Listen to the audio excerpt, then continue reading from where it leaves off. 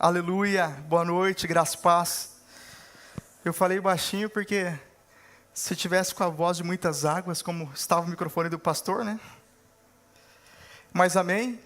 Irmãos, que dia maravilhoso, né? Domingo em si, já é um dia bastante especial para todos nós. E ainda mais um domingo como esse, que a gente tem tantos motivos para celebrar. E se talvez você entrou aqui hoje achando que não tinha um motivo para celebrar, você vai sair daqui com diversos motivos para celebrar. Domingo de Páscoa, domingo da ressurreição.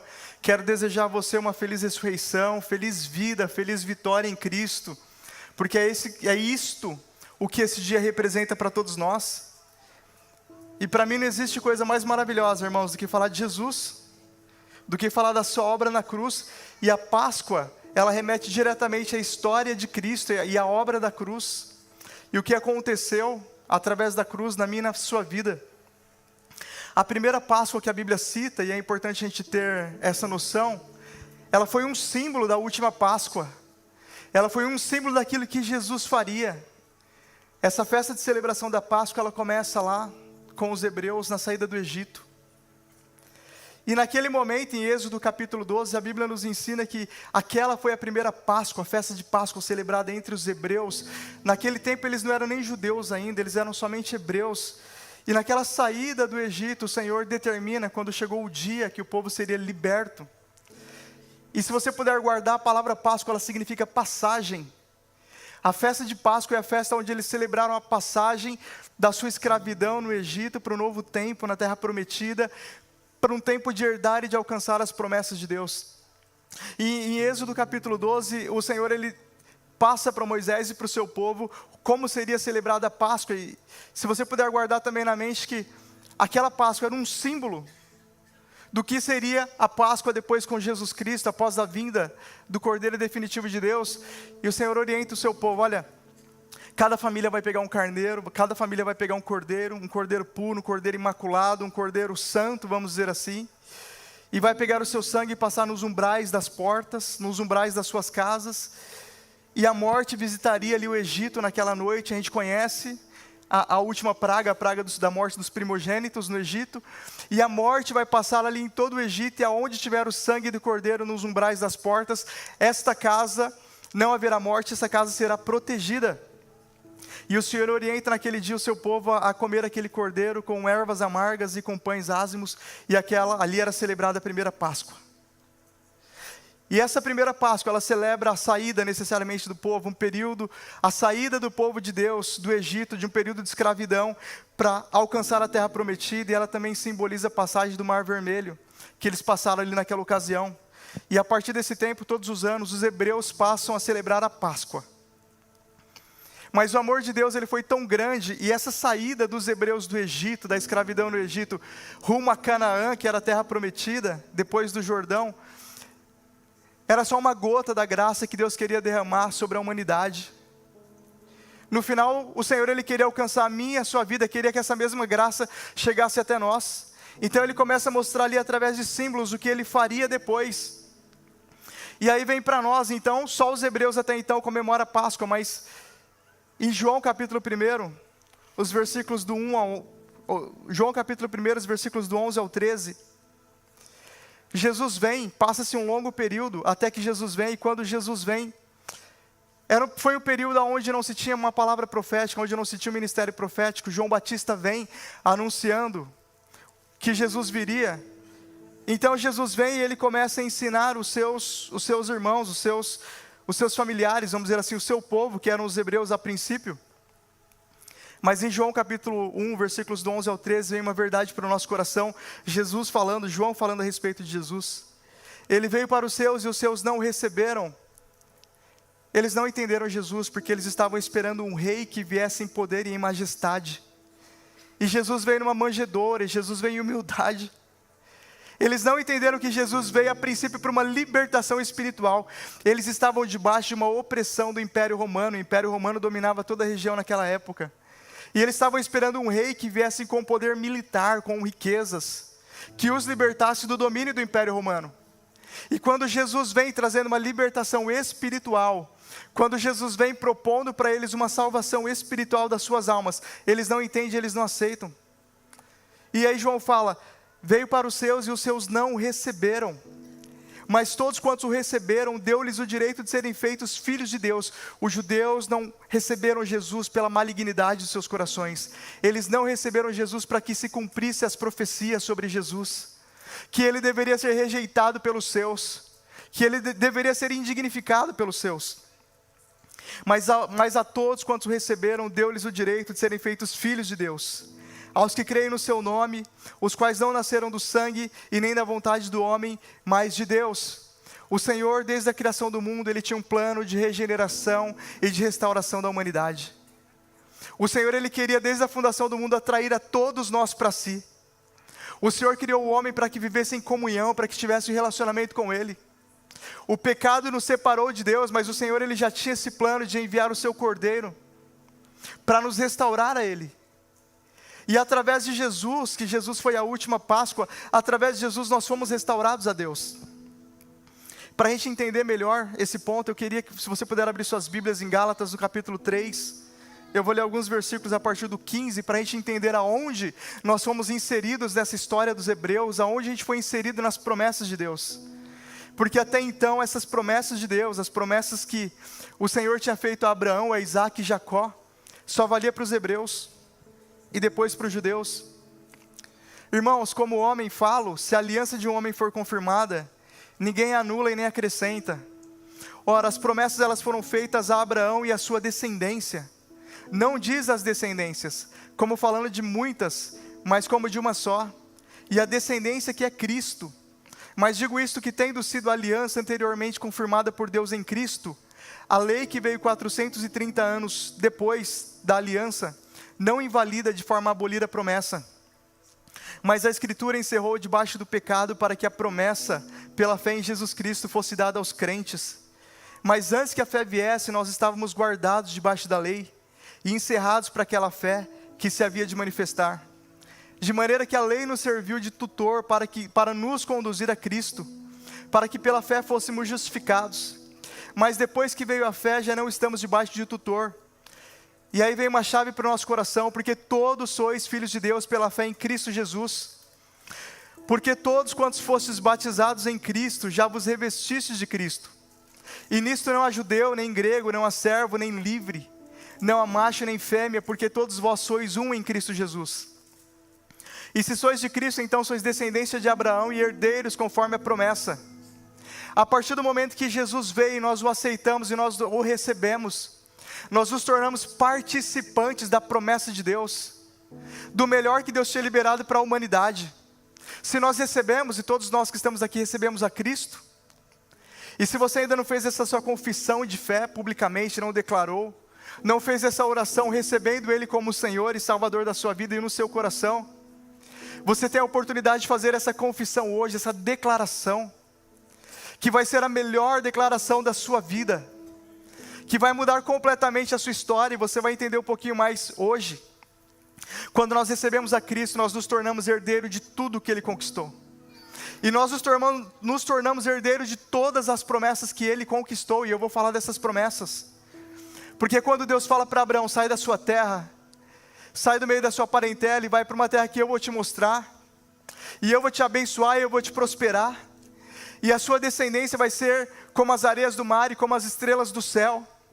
E eu vou abençoar os que te abençoarem, eu vou amaldiçoar os que te amaldiçoarem. E sobre ti, Abraão, vão ser benditas todas as famílias da terra. Não haverá enfermos entre vós, não haverá maldições entre vós, não haverá doenças entre vós, não haverá cativeiros entre nós.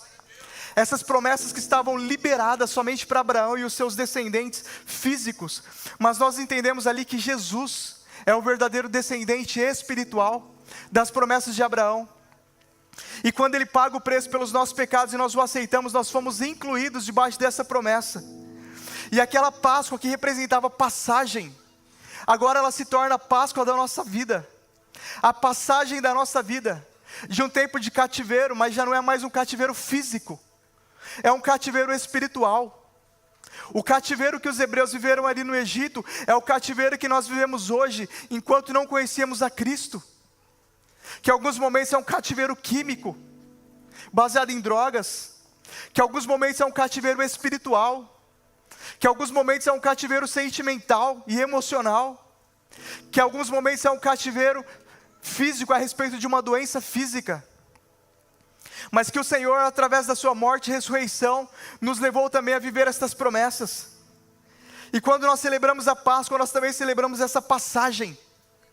Irmãos, todos nós um dia fomos cativos. Eu sempre falo que eu nasci, meus pais eram cristãos e desde pequeno eu vou para a igreja. Eu nunca fui cativo de uma dependência química. Eu nunca fui cativo de um hábito de pecado muito horrível. Mas eu também entendi que eu era cativo de uma mentalidade que me impedia de ver uma vida pela fé e confiar nas promessas de Deus. Enquanto as verdades do Evangelho não são esclarecidas para o nosso coração, nós vivemos presos a sofismas, mentiras que foram liberadas sobre a nossa mente e o nosso coração. Quantas pessoas não passam a vida inteira tentando provar para alguém aqueles insultos que recebeu quando era criança, e talvez até está na igreja, mas ainda não se viu livre dessa situação, continua num cativeiro, que o Espírito Santo vai colocando no teu coração todos os cativeiros, que Ele tem te libertado, que o Senhor já te libertou, e que você vai acessar pela fé no nome de Jesus. E a Páscoa, ela simboliza essa passagem, a passagem da libertação de todos os nossos cativeiros para uma vida livre, que vai nos fazer ir além, e viver todas as promessas. Quantas pessoas não oram pelos enfermos, porque vivem num cativeiro de incredulidade, um cativeiro de falta de ousadia, porque não crê, ou então num cativeiro de que acha que se as pessoas se orar e a pessoa não for curada, vai ser zombado, não entende que é Deus que faz a obra. Quantas pessoas não se posicionam porque vivem no cativeiro da opinião dos outros? O que as pessoas vão dizer? O que a minha família vai dizer? No dia que eu me posicionar, que eu posicionar o meu coração, o que os meus amigos vão dizer? Todos nós vivíamos rodeados de cativeiro, mas nós declaramos aqui nesta noite: ó morte, onde está a tua vitória? Onde estão os teus grilhões? Onde estão as tuas correntes, as tuas algemas? O Senhor, Ele nos liberta de todos esses cativeiros. Tem pessoas que vivem debaixo de um cativeiro, que na vida do seu pai não deu certo, dos seus tios não deram certo, dos seus avós não deram certo. Outro dia eu estava com alguns amigos, a gente estava cantando o hino nacional do Brasil, e nós falamos para um chefe ali, nosso, que era alemão, como que era o hino nacional da Alemanha, e ele falou: nós não cantamos o hino nacional da Alemanha. E eu falei: por quê? Porque o hino nacional da Alemanha é um hino nacionalista, que vem da época do nazismo, e eles têm vergonha. E esse meu colega, ele vivia debaixo de um cativeiro do que pessoas fizeram lá atrás, e ele não tinha nada a ver com isso. E tem algumas pessoas que até hoje têm vergonha, por vergonha. Algumas pessoas não têm nem filhos, porque têm vergonha da sua identidade como nação. Mas tudo isso é um sofisma na mente deles, obviamente. É um cativeiro. Mas só para dar exemplo de como os cativeiros se manifestam na nossa vida. Áreas que a gente nem imagina que o Senhor quer nos libertar. Quantas pessoas não têm vergonha do que os seus antepassados fizeram? E tem uma vida impedida de viver em plenitude com Deus, em comunhão com Deus. O cativeiro gera condenação e culpa. Os cativeiros geram condenações e culpas. Mas nesta noite eu queria falar dos 3 legados de Jesus, os 3 legados de Cristo. Esses cativeiros da nossa vida, eles foram encerrados pela cruz. Então os 3 legados é o legado da cruz, da morte, o legado espiritual da morte, o legado espiritual da vida e o legado espiritual da ressurreição. Nós vimos aqui no dia de hoje, nós cantamos, nós já declaramos sobre a morte de Jesus. Nós vimos a encenação aqui, do quanto Jesus sofreu, e nós declaramos o quanto Ele sofreu por nós. E tudo que nós vemos e falamos é até muito pouco, diante da realidade do que Ele sofreu. O profeta Isaías, no meu ponto de vista, é um dos que melhor foi revelado ao coração dele o sofrimento de Jesus, em Isaías capítulo 53, que a gente conhece. Se você abrir a sua Bíblia em Isaías capítulo 53, ali vai falar de um sacrifício físico, humano, mas ali também vai falar de um peso e de uma dor espiritual, que Jesus pagou por mim e por você na cruz. Ali estava o peso do meu e do seu pecado. Eu vou ler somente o versículo 10, se na sua casa você puder ler do 1 ao 10. No versículo 10, a Bíblia diz assim: todavia, ao Senhor agradou moê-lo, fazendo-o enfermar. quando a sua alma se puser por expiação do pecado, ou seja, para pagar o nosso pecado, Ele verá sua posteridade, prolongará os seus dias e o bom prazer do Senhor, e prosperará na sua mão. Jesus pagou na sua morte o preço físico e espiritual de todos os nossos pecados. Quando você lê esse trecho de Isaías, que vai falando lá, cada um na sua versão, não é? Eu lembro de algumas partes, para não ler todo aqui, mas fala: quem deu crédito à nossa pregação e a quem se manifestou o braço do Senhor? Aquele Jesus que nasceu como a raiz de uma terra seca, que não tinha parecer nem formosura. Homem de quem a gente virava o rosto.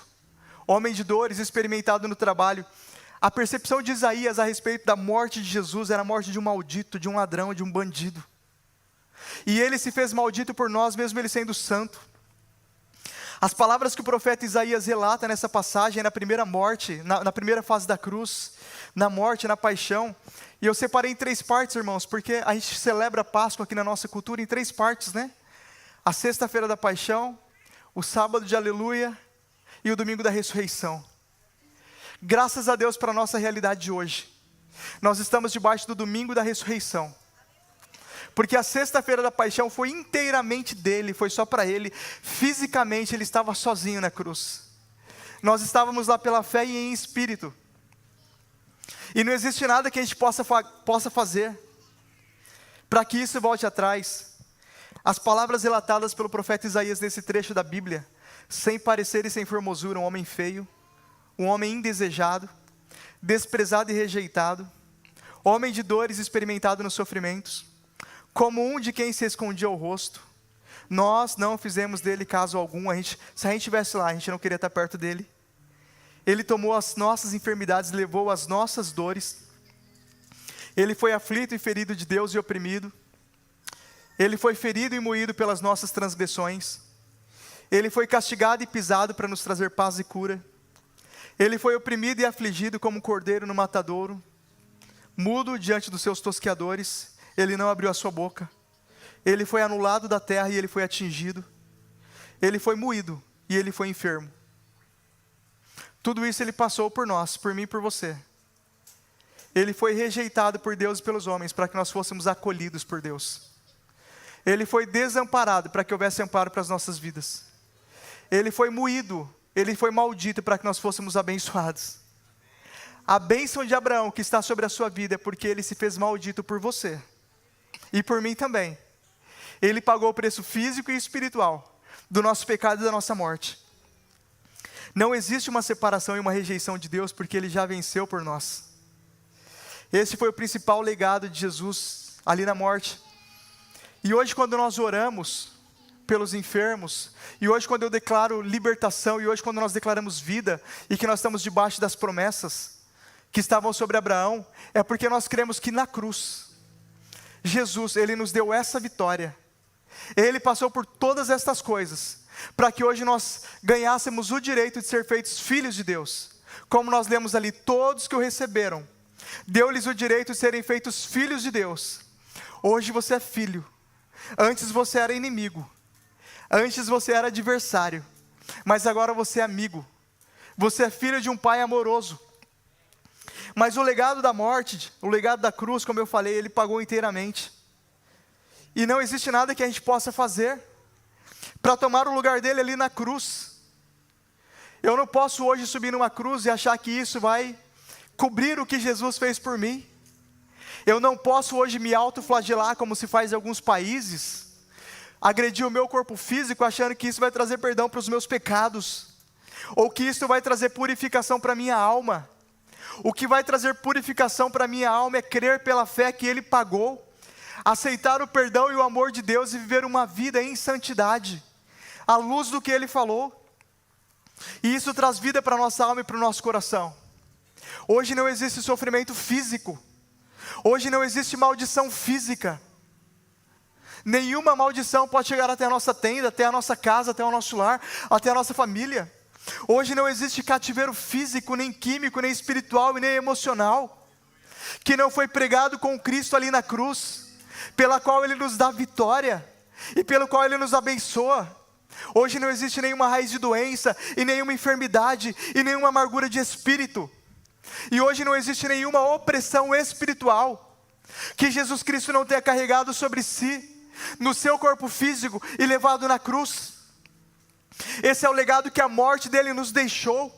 A morte dele nos deixou a comunhão com Deus, a proximidade com Deus, a amizade com Deus, uma nova vida. Nós fomos incluídos na Páscoa, nessa realidade. A morte dele nos transportou do reino das trevas e de um lamaçal de pecado para o reino de luz e do amor de Deus. Nós estamos debaixo de um reino de honra. Nós estamos debaixo de um reino onde o nosso Deus nos conhece, nos visita, mora no nosso coração, habita na nossa casa, conhece a nossa família, as nossas dores, os nossos problemas, as nossas situações, e já liberou toda sorte de bênçãos sobre as nossas vidas. Hoje de manhã eu falava e eu queria repetir aqui nesta noite: não existe nenhuma libertação que nós precisamos pedir para Deus. Existem pessoas que esta semana pediu: Jesus, me liberta disso, me liberta do meu vício, me liberta do meu jeito de ser, me liberta da minha maledicência, me liberta da fofoca, me liberta da mentira. Todas estas coisas da cruz você já foi liberto. Ismael, mas como eu me torno livre? Renuncia. Fala: Jesus, por amor a Ti, porque eu creio que o Senhor tem o melhor para a minha vida, eu não aceito mais na minha vida. Eu abro mão do vício, eu abro mão de drogas, eu abro mão de situações, eu abro mão do pecado, eu abro mão de tudo aquilo que me afasta do Senhor, do céu e da Tua presença. Você está disposto a renunciar nesta noite aquilo que te afasta de Deus, para viver essa vida em comunhão com o Espírito Santo, de posse de todas as promessas que Deus já liberou sobre você? Existe promessa de paz e de prosperidade, existe promessa de comunhão, existe promessa de cura.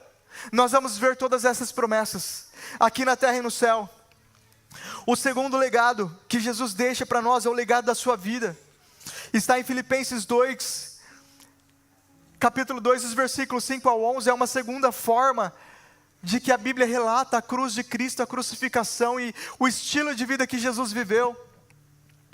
Paulo fala: de sorte que haja em vós o mesmo sentimento que houve também em Cristo Jesus, que Ele sendo Deus, Ele era Deus, sendo em forma de Deus. A Bíblia diz que em Cristo, fala lá em Colossenses, habitava a plenitude. Em Cristo estava corporalmente a plenitude da divindade, enquanto Jesus estava na terra. Ainda que Ele era 100% homem, Ele era 100% Deus, e a qualquer momento Ele poderia ter impedido todas as situações. Quando Pedro puxa a espada e arranca a orelha de Malco, Jesus Cristo: Pedro, eu não tenho todo o poder e toda a autoridade. Se eu pedisse ao meu Pai, Ele não mandaria milhares e milhares dos exércitos do céu. Mas aprove a Ele, foi da vontade dEle tomar todo esse cálice e passar por toda essa situação. Que sendo em forma de Deus, Ele não teve por usurpação ser igual a Deus, mas Ele fez a si mesmo de nenhuma reputação. Ele abriu mão do seu nome enquanto Ele estava aqui na terra. Ele abriu mão da sua reputação. Ele abriu mão da sua coroa de honra e de glória. Ele assumiu uma coroa de espinhos. Ele assumiu a cruz e o sofrimento. Mas a si mesmo de nenhuma reputação, tomando a forma de servo, fazendo-se semelhante aos homens, e achado na forma de homem, Ele humilhou-se a si mesmo, e sendo obediente até a morte, morte de cruz. Por isso Deus o exaltou soberanamente, e lhe deu um nome que é sobre todo nome, para que ao nome de Jesus se dobre todo o joelho, dos que estão nos céus e na terra e debaixo da terra, e toda língua confesse que Jesus Cristo é o Senhor, para a glória de Deus Pai. Esse foi o estilo de vida de Cristo aqui na terra. Ele andou aqui na terra como servo de todos os irmãos. Ele humilhou a si mesmo.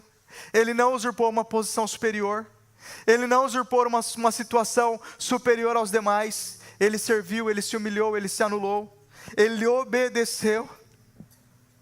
E como é difícil para nós, não é? Dar como Jesus.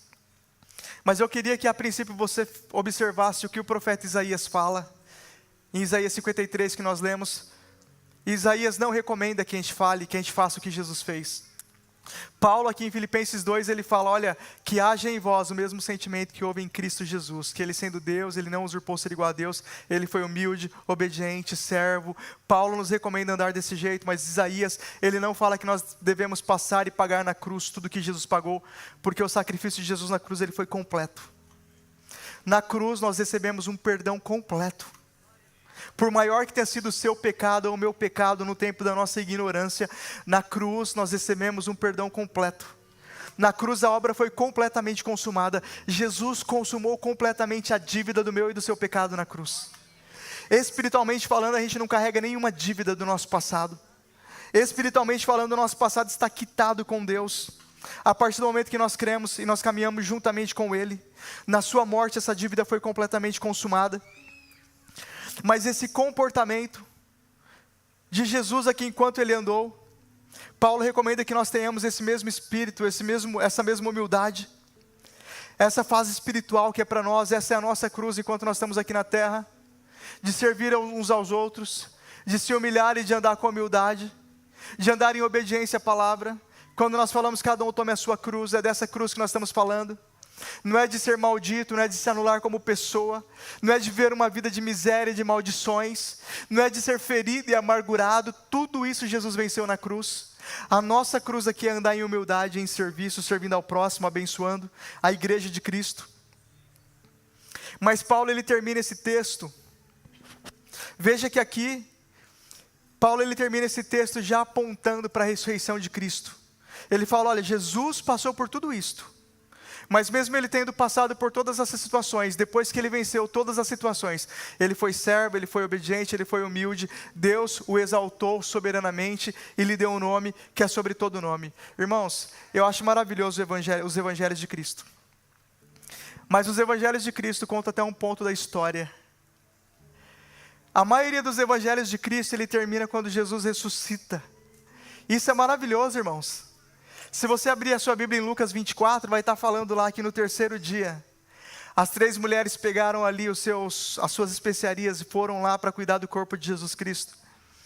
E quando elas chegam no sepulcro, elas já estranharam porque a tampa do sepulcro estava aberta. E ali elas viram, Jesus já não estava mais lá, Jesus ressuscitou. Isso é maravilhoso, glória a Deus, aleluia. Jesus não estava lá e tinha 2 homens ali que suas roupas resplandeciam, provavelmente era anjo, e fala para ela, por que vocês estão procurando entre os mortos aquele que vive? E elas ficam preocupadas e ele fala para ela, olha, ele não falou em todo esse tempo que ele morreria, mas ao terceiro dia ele ressuscitaria. Depois disso elas correm, elas vão avisar os 11 apóstolos. Enquanto isso Jesus está andando lá e ele está indo para Emaús. E ele encontra 2 discípulos no caminho de Emaús que estavam falando dos acontecimentos de Jerusalém. E ele começa a conversar com esses discípulos de Emaús, mas para resumir a história, depois Jesus vai aonde os 11 estavam reunidos. E de repente Jesus aparece no meio dos 11 apóstolos. E eles pensam que é uma assombração, né? Um espírito. E aí Jesus mostra as mãos feridas, Jesus mostra seu corpo machucado, toca nele. E Jesus fala, um espírito, por acaso você pode tocar? Olha aqui, sou eu. Jesus ensina a eles mais um pouquinho, Jesus conversa com eles por um período. Jesus fica fisicamente na terra por 40 dias. Depois Jesus sai ali das regiões da Betânia, e Jesus sobe aos céus, ascende os céus, com a testemunha de mais de 500 discípulos. E Jesus sobe os céus, e ele some nas nuvens, fisicamente falando. E aí aparecem 2 anjos ali também, e falam, olha, não adianta olhar, porque agora ele já foi. Assim terminam os evangelhos de Cristo. Paulo teve um pouquinho do vislumbre do que aconteceria depois, mas e as cenas do próximo capítulo? O que acontece depois? E aí Paulo fala ali em Filipenses, olha, ele recebeu um nome, que é sobre todo nome, e ao nome dele vai acontecer o seguinte, todo joelho vai se dobrar, e toda língua vai confessar que ele é o Senhor. Ele ganhou um nome super poderoso. E ao nome dele os principados e as potestades e as enfermidades e tudo aquilo que não está alinhado com o céu e com a vontade de Deus na terra vai se curvar e vai se dobrar. E Paulo tem esse pequeno vislumbre. Mas depois, e aqui eu queria concluir falando do legado da ressurreição de Cristo. Os evangelhos narram até aqui a ressurreição de Cristo, e isso é maravilhoso. Mas depois na ilha de Pátmos, João tem o Senhor abre os olhos espirituais de João, para ele enxergar o que de fato aconteceu depois da ressurreição. E esse é o legado. Em Apocalipse capítulo 5, fica para as nossas vidas o legado da ressurreição. Olha, até aqui, a morte de Jesus, ela teve um papel na história e na nossa vida, e ela gerou um legado em nós. E qual que é o legado que a morte de Jesus gerou para as nossas vidas? Legado é aquilo que se deixa para a próxima geração. O legado que a morte de Jesus gerou na nossa vida, não há mais maldição, não há mais condenação, não há mais culpa, não há mais doenças. O legado que a vida de Jesus deixou para nós, viver em humildade, viver em serviço, viver em comunhão. Agora o legado que a ressurreição de Jesus deixa para nós. Nós vamos ler aqui agora. Apocalipse 5, do 1 ao 14. E eu vi na destra do que estava sentado no trono, um livro escrito por dentro e por fora. Deus estava sentado no trono. E João viu um livro que estava escrito por dentro e por fora. Esse livro ele estava selado com 7 selos. E eu vi um anjo forte bradando com grande voz: quem é digno de abrir o livro e desatar os seus selos? E ninguém no céu e nem na terra e nem debaixo da terra podia abrir esse livro e nem olhar para ele. E eu chorava muito porque ninguém for achado digno de abrir o livro e de o ler e nem de olhar para ele. E disse-me um dos anciãos: não chores, eis aqui o leão da tribo de Judá, a raiz de Davi, que venceu para abrir o livro e desatar os seus 7 selos. A partir do momento que esse ancião, que esse anjo começa a falar com João, a história começa a mudar. Porque o símbolo do nascimento de Jesus, do Natal, é uma manjedoura humilde, simples. Os boizinhos, presépio, os reis magos. O símbolo da Páscoa é a cruz, é a morte, é a crucificação, é a maldição, é o peso, é a dor, é a culpa, é toda aquela situação da paixão, que nós não gostamos nem de ver as cenas. Mas o símbolo da ressurreição de Jesus Cristo, para mim não é uma sepultura vazia. Para mim é quando ele sobe no céu e ele toma o lugar dele. Para mim o símbolo da ressurreição de Cristo é o trono, aonde ele foi colocado, acima de todo principado, acima de todo reino e acima de todo governo, e é onde ele está hoje, de onde ele rege todas as situações. A ele foi dado o domínio e o controle sobre todas as coisas. O reino de Jesus não vai ser estabelecido. O reino de Jesus já está estabelecido. Aqui neste tempo, todo joelho se dobra e toda língua confessa diante dele. Aqui nesse tempo, todo principado e toda potestade já foi despojado no seu poder e na sua autoridade. Aqui nesse tempo, as maldições já foram despojadas contra a minha e contra a sua vida. Porque ele não vai esmagar a cabeça da serpente, ele já esmagou a cabeça da serpente, que era contra a nossa vida. E eu e você vivemos em liberdade. Aleluia! Aplauda o nome do Rei dos Reis e do Senhor dos Senhores. Oh! Aleluia! Quando ele subiu aos céus, ele foi colocado no seu lugar. Até então a Bíblia falava dele: indigno, maldito, o mais indigno entre os homens, humilde, humilhado, servo. Mas depois que ele morreu e ressuscitou, depois que ele venceu o pecado e a morte e o mundo, o lugar onde ele foi colocado já não é mais um lugar de humildade, de ser humilhado, de ser maldito. Já não é mais assim que os anciãos viam ele. Já não é mais assim que os seres viventes veem ele. Agora vê ele como o leão da tribo de Judá. Agora toda a criação reconhece que ele é rei e senhor, que ele é a raiz de Davi. O trono que foi negado a ele quando ele veio. E as pessoas não queriam saber que ele era da realeza e da dinastia real. Agora a primeira coisa que reconhecem: peraí, ele é rei, ele é a raiz de Davi, que venceu para abrir o livro e desatar os seus selos. E eu olhei e eis que estava no meio do trono e dos 4 animais viventes, e entre os anciãos um cordeiro. Aqui está falando de Jesus, como o céu estava vendo ele naquele momento, um cordeiro como havendo sido morto. E tinha 7 chifres e 7 olhos, que são os 7 Espíritos de Deus enviados a toda a terra. Eu queria te explicar o que são esses 7 Espíritos de Deus que foi liberado sobre Jesus. Fala lá em Isaías 11:12, é o Espírito do Senhor, é Espírito de sabedoria, Espírito de entendimento, Espírito de conselho, Espírito de fortaleza, Espírito de conhecimento, Espírito de temor do Senhor. Agora esse cordeiro, ele já não está mais mudo, como o cordeiro levado ao matadouro. Agora esse cordeiro que venceu e chegou aos céus, foi liberado sobre ele a sabedoria, e o entendimento, e o temor, e a fortaleza, e o conhecimento de Deus. a figura muda de cenário, a situação muda de cenário. Ele não vai voltar como ele veio da primeira vez, um rei humilde e sofredor. Ele vai voltar em justiça, em autoridade, em domínio e em poder, porque é assim que ele já rege as nações. Martinho Lutero falava que o diabo é o diabo de Deus. É aquele que vai todos os dias diante dele, bater continência e dar satisfações. As maldições são aquelas que vão todos os dias perguntar para ele o que pode fazer e o que não pode.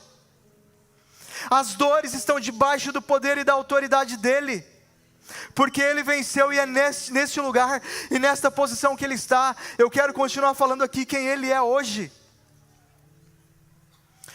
E o ancião continua falando para João: e veio e tomou o livro da destra que estava sentado no trono. Ele pegou o livro da mão direita de Deus.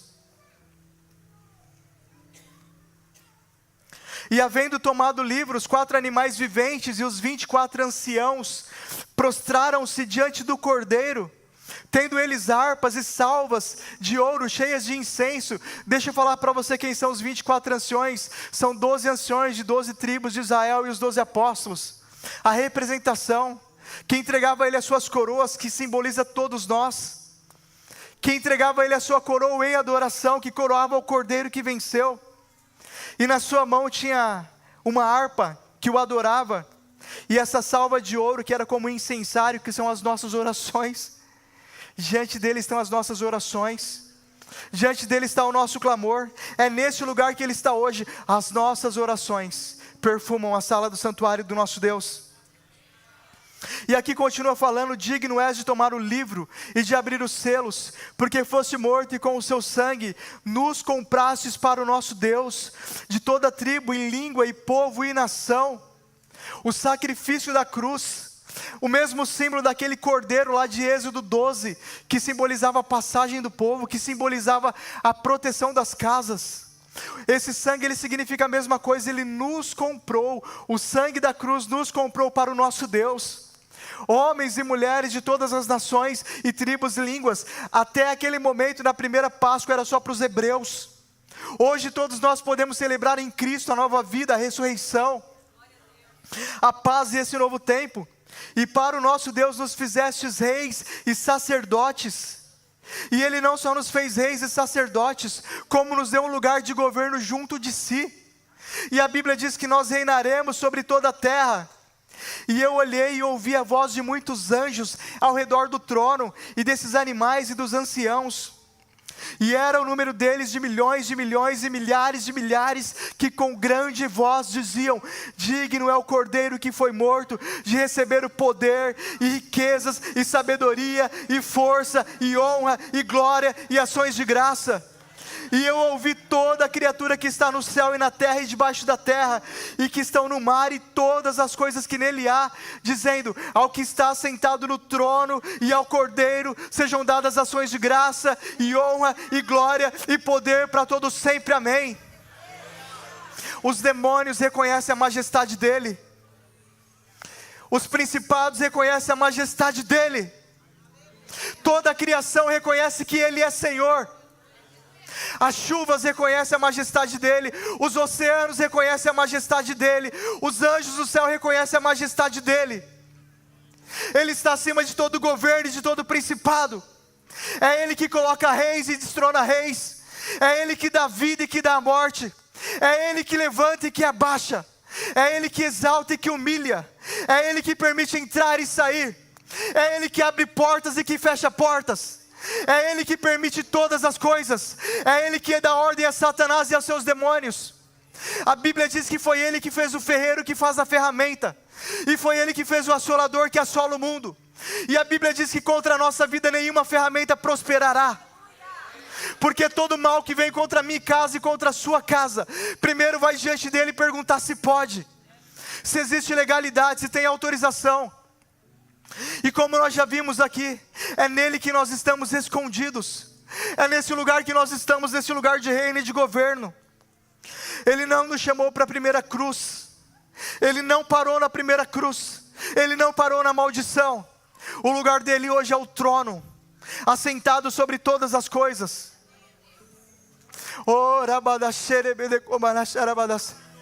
Como eu me alegro do Evangelho, irmãos. Como eu me alegro de Cristo ter me encontrado, de Jesus ter me encontrado. Não fui eu que escolhi estar aqui. Não fui eu que escolhi Ele, foi Ele que me escolheu. Foi o amor de Deus e a graça de Deus que encontrou a minha vida e a sua vida. E nos deu uma oportunidade de ser participantes dessa verdade, desse reino. Nós estamos debaixo das asas do Altíssimo. Nós estamos protegidos por esse rei. Nós estamos incluídos dentro desse reino de justiça, de amor e de bondade, aonde nenhuma maldição e nenhuma circunstância pode chegar na nossa casa, porque Ele é Rei e Senhor sobre todas as coisas. E esse domingo nós celebramos essa realidade. Eu quero encerrar aqui, quero convidar os irmãos do louvor para irem voltando. Mas toda vez que nós celebramos a Páscoa, nós celebramos essa verdade na nossa vida, aonde nós fomos inseridos por intermédio de Cristo Jesus. Hoje Ele é Rei dos reis e Senhor dos senhores, e Ele rege todas as nações, e em breve Ele voltará e consumará todas as coisas, e nós estamos incluídos e inseridos nessa verdade. Hoje Ele é adorado e dignificado, e Ele é Rei sobre todas as coisas. Mas existe uma boa notícia para mim e para a sua vida. Nós dissemos aqui, nós lemos na Bíblia que pelo seu sangue, Ele nos comprou homens e mulheres de todas as nações, tribos e línguas. Ele comprou você. Ele morreu por você. Para que se você crer pela fé e aceitar essa realidade, você vai ser participante dessa obra e dessa realidade. Mas quando Cristo morreu, ressuscitou, subiu aos céus, tomou o seu lugar, Ele liberou sobre as nossas vidas o Espírito Santo. O mesmo Espírito que ressuscitou Jesus dentre os mortos, é o Espírito que está aqui. É o Espírito que habita na minha e na sua vida. E como a Bíblia diz em Romanos 5,17, os que receberam a abundância da graça e o dom da justiça, reinarão em vida por intermédio de Cristo Jesus. Esta realidade que Jesus está vivendo, de trono sobre todas as coisas, é o que Ele liberou para mim e para a sua vida, que nós vivamos em vida. Esse é o principal legado da ressurreição de Cristo. O domínio que Ele conquistou e que Ele já está vivendo, e da autoridade, Ele liberou para que eu e você vivamos em vida.